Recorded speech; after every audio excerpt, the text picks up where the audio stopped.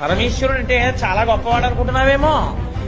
ఆయన వెళ్లి భవతి భిక్షాం దేహి అంటే గాని ఆయనకే కూడు లేదు. ఆయన భిక్షాటనమూర్తి. అన్నపూర్ణమ్మ దగ్గరికి వెళ్ళి భవతి భిక్షాం దేహి అని నిలబడితే అన్నపూర్ణమ్మ గంటితో వడ్డిస్తూ ఉంటుంది. ఆయనకే అన్నం లేదు, ఆయనే భిక్షాం దేహి అని అన్నం తెచ్చుకుంటాడు. ఆయన కోసం మళ్ళీ పెద్ద తపస్సు కూడా ఏమిటాడు. తన పెళ్లి తాను చెడగొట్టుకోవడానికి మాట్లాడిన బ్రహ్మచారి రూపంలో వచ్చిన ఏకైక మూర్తి శివుడు ఒక్కడే. పరమేశ్వరుడు చేతకానివాడై వెళ్ళి ఆవిడ దగ్గర భిక్షాటన చేయలేదు.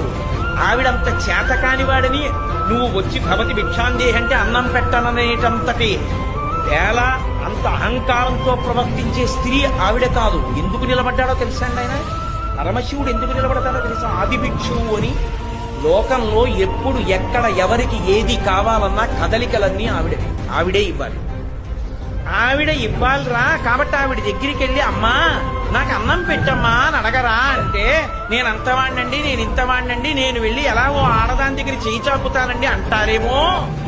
ఒరే, లోకములన్నిటినీ సృజించి పెంచి చిట్ట చివర నాలో లయం చేసుకోగలిగిన నేనే వెళ్ళి ఆవిడ దగ్గర నిలబడ్డాను, ఇక నీకేమో మనం నిలబడ్డానికి అని అందరినీ ఆవిడ దగ్గరికి పంపి ఆవిడ అనుగ్రహం కలిగింప చెయ్యాలని ఆయన నిలబడ్డాడు. చేతకానివాడై కాదు.